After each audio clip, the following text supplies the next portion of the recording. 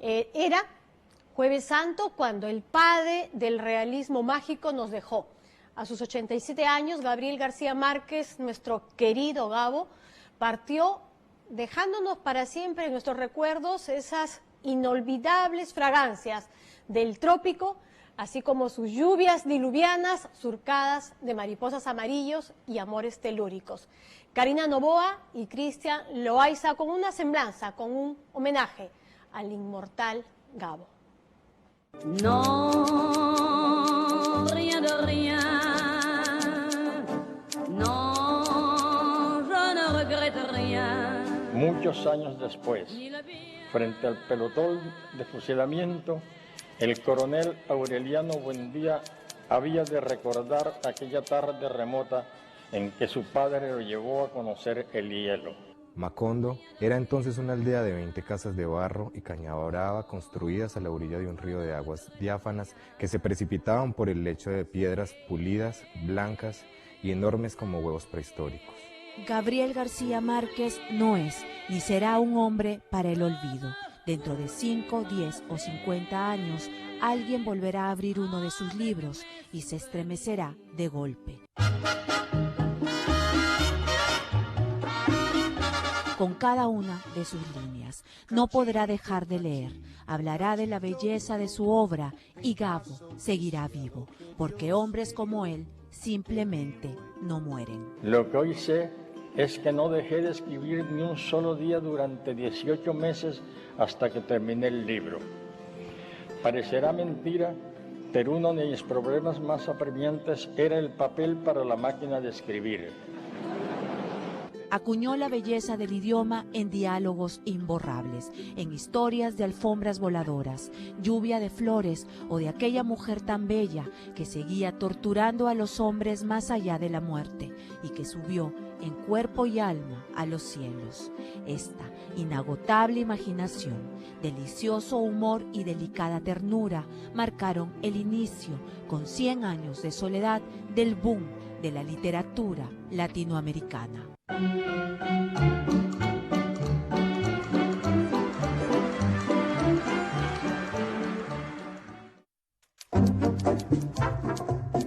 Se demoró 18 meses para escribir su obra, según los expertos, la novela más importante de la literatura hispanoamericana. El escritor nos sumerge y atrapa en un pueblo tan real como inexistente, el fantástico Macondo y las sorprendentes peripecias de 7 generaciones de la familia Buendía. Lo que podría ser motivo de otro libro mejor sería cómo sobrevivimos Mercedes y yo con nuestros 2 hijos durante ese tiempo en que no gané ningún centavo por ninguna parte. Hubo que apelar a las joyas que Mercedes había recibido de sus familiares a través de los años. El experto las examinó con un rigor de cirujano. Pasó y revisó con su ojo mágico los diamantes de los aretes, las esmeraldas del collar, los rubíes de las sortijas y al final nos los volvió con una larga Verónica de novillero. Todo esto es puro vidrio. No tenía un peso en el bolsillo cuando logró que la editorial sudamericana publicara su libro. Por fin, a principios de agosto de 1966, Mercedes y yo fuimos a la oficina de correos de la Ciudad de México para enviar a Buenos Aires la versión terminada de 100 años de soledad. El empleado del correo puso el paquete en la balanza, hizo sus cálculos mentales y dijo: son 82 pesos. Solo tenemos 53. Abrimos el paquete, lo dividimos en 2 partes iguales y mandamos una a Buenos Aires. Solo después caímos en la cuenta de que no habíamos mandado la primera sino la última parte. 15 años después, Gabo recibía el Premio Nobel de Literatura. Todavía no he tenido tiempo de sentir nada. Después vinieron tantas llamadas telefónicas que no he tenido tiempo de reflexionar muy bien. Necesito 2 o 3 minutos para reflexionar qué es lo que debo sentir. Desde que cumplió 60 años empezó a pensar en la muerte. Ha contado que antes no había tenido tiempo de hacerlo. Decía en una entrevista, con tal de que alguien se acuerde de una frase mía, yo bajaré tranquilo al sepulcro. A lo mejor tan sosegado como solía meditar el general en su laberinto. José Palacios, su servidor más antiguo, lo encontró flotando en las aguas depurativas de la bañera, desnudo y con los ojos abiertos, y creyó que se había ahogado. Sabía que ese era uno de sus muchos modos de meditar, pero el estado de éxtasis en que yacía a la deriva parecía que alguien ya no era de este mundo. Necesitaba de la soledad y de flores amarillas para poder escribir. Empezó desde niño, pero fue la metamorfosis de Kafka la que revolucionó su espíritu.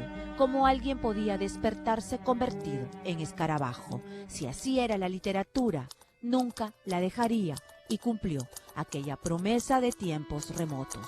Entonces llegaron La hojarasca, El coronel no tiene quien le escriba, 12 cuentos peregrinos, Del amor y otros demonios, Crónica de una muerte anunciada, El otoño del patriarca y la adictiva novela El amor en los tiempos del cólera. Nunca seré viejo, le dije entonces. Ella lo interpretó como un propósito heroico de luchar sin cuartel contra los estragos del tiempo, pero él fue más explícito. Tenía la determinación irrevocable de quitarse la vida a los 60 años. De ideas de izquierda, con amigos como Fidel Castro y Shakira, y un rival tan conocido y talentoso como él mismo, aquel Nobel peruano que alguna vez le dejó el ojo morado por un agravio que Gabo se llevó a la tumba. El insomne Gabo ahora descansa en el Olimpo de la literatura, quizá junto a Rebeca la Bella, a Aureliano Buendía, a Santiago Nazar o con cualquiera de sus exquisitos personajes que han hecho de él, de Gabriel José de la Concordia García Márquez, un escritor para la historia de las letras y no para el olvido. Mujer, si puedes tú con Dios hablar, pregúntale si yo alguna vez te he dejado de amar. Además de brillante escritor, en Panorama recordaremos siempre a Gabo también en su faceta de periodista, aquella que él mismo describió como el oficio más hermoso del mundo y por supuesto del que esperamos siempre, confiamos estar siempre a la altura de ese reto.